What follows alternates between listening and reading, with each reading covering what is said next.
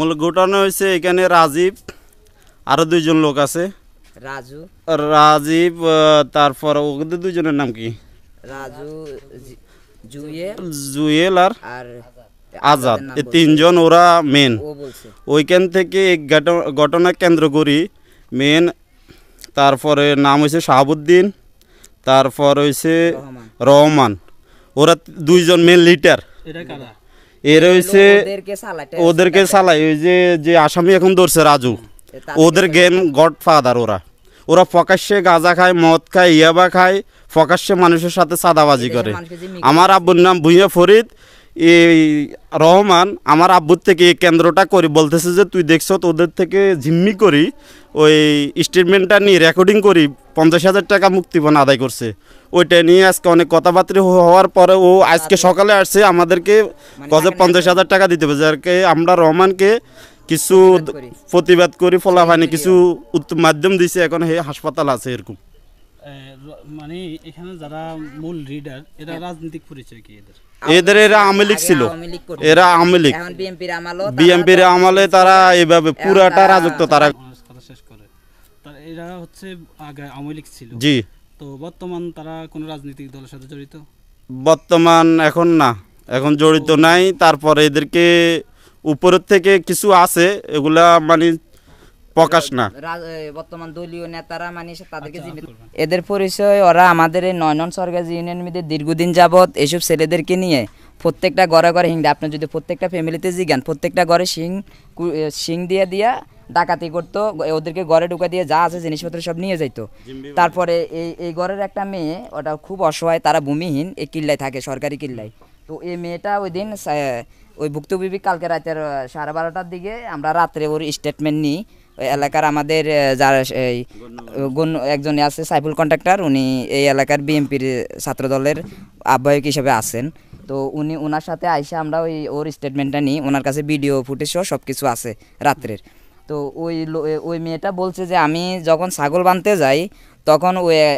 রাজু জুয়েল আর আজাদ ওরে হাত পা বান্ধি আজাদে ফাহারা দিয়েছিল দুজন সংঘবদ্ধ তার দর্শন করছে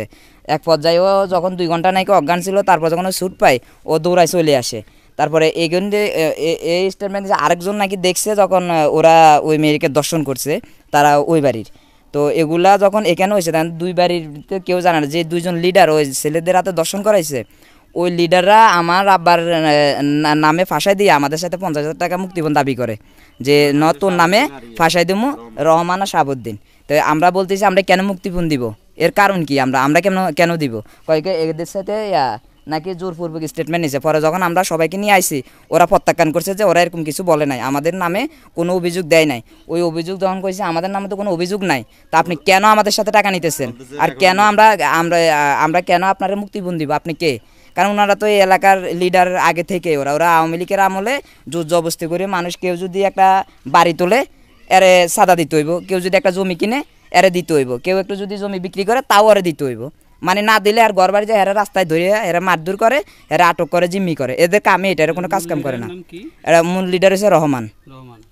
রহমান আর এই সহযোগী হচ্ছে শাহাবুদ্দিন রহমানের বাবার নাম আমি এতটুকু শিওর জানি না চৌধুরী ওদের গ্রাম আমাদের 2 নম্বর ওয়ার্ড ওর মধ্য সরবজলেই 9 নং সরকারি ইউনিয়ন রামগতি থানা লক্ষ্মীপুর ডিস্ট্রিক্ট এই ডিস্ট্রিক্টেরই তো আপনারা কালকে মেয়ে থেকে স্টেটমেন্ট হ্যাঁ আমরা মেয়ে থেকে স্টেটমেন্ট নিয়েছি ওইটা এবং কালের কণ্ঠ পত্রিকা ওটা ফুটেজ মানে ওরা প্রচারিত হয়েছে এখানে রিপোর্টার আছে সাংবাদিক রব্বানী মাহমুদ ও এই বিষয়টা তদন্ত করে ও রিপোর্ট করছে কালকে আর আমরা যখন সকালে উনি যখন মুক্তিপণ নিতে আসে আমাদের থেকে তখন আমরা যখন ওনার সম্মুখীন হই উনি এক পর্যায়ে হাতাহাতির পরে উনি আমাদের হাতে মুক্তিপণ নিতে গিয়ে উনি ইনজুরি হয়েছে বর্তমানে নাকি উনি হাসপাতালে আছে এবং আমাদেরকে কঠোরভাবে হুমকি দিচ্ছে রাত্রে আমরা প্রস্তুত থাকতে আমাদের বাড়িঘর আগুন দিব ওদের পুরা লিডার নিয়ে যে ও হাসপাতালে কী হয়েছে ওদের দোষও যারা তারা সহযোগীরা আমাদের বাড়ি হয় আমাদেরকে বলে দাগ নিমু তোরা বাড়িঘর কি ককটেল বোমা মারবো উড়াই দিব আমরা 999 ফোন দিই একটা অভিযোগ করছি ওরা তো এত দূর তো কেউ আসে না তো আমরা আপনাদের সাথে একটু সাহায্য চাইতেছি যে আমাদেরকে শেল্টার দেওয়ার জন্য আমরা প্রশাসনের কাছে আমরা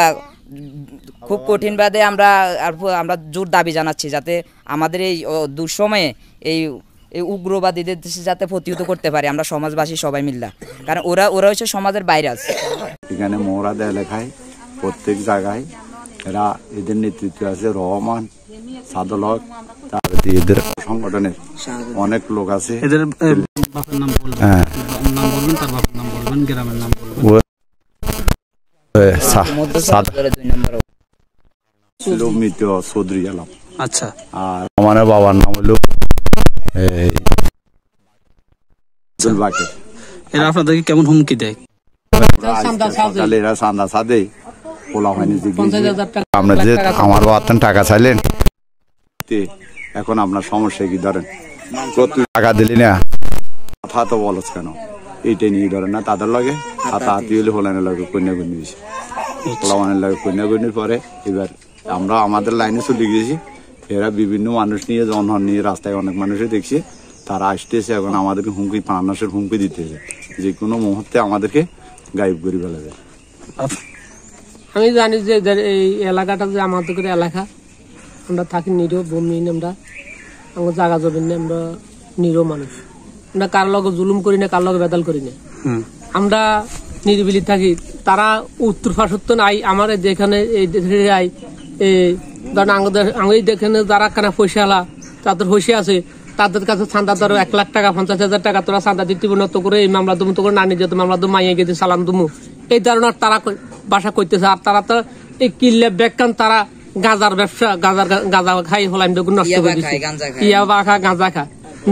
তাদের অত্যাচার আমরা এই দেশে থাকতে পারতেছি না। আজ খুব অতিচ্ছ হইয়া তারা আমরা একাত্রিত হইয়া তারা মনে করেন এখানে মারধর করছি, সে অস্ত্রকস্ত্র নিয়ে সে লাস্টে আঙ্গুরে দোমাই যায়, আমরা লাস্টে এদিকে ওইদিকে চলে গেছি, তারা অস্ত্রকস্ত্র আর আগুন দিকে আকর্ষণ করানো তারা আমরা মারতেছি। এখন আমরা ব্যাগ একাত্রিত আমরা খুব অত্যাচারের মধ্যে আসিলাম। যে সেইখানে বাড়িতে আমি মেস্তুরিলে কাজ করি, দিনে নাকি বলে কোন আমার বাড়ির পাশে এক ঘরের হোলাইনে ঢুকিও মাইয়া গেল, নষ্ট মাইয়া গেল, ওই দাদা এরা শতানি মতানি করছে, আমরা তার এগুলো জানি, আমি মেস্তুরির লগে আছি। পরে ওই সন্ত্রাস এই যে আব্দুর রহমানে আসি নাকি মাইয়ারে ধরি কদে ইয়া কর হোলাইন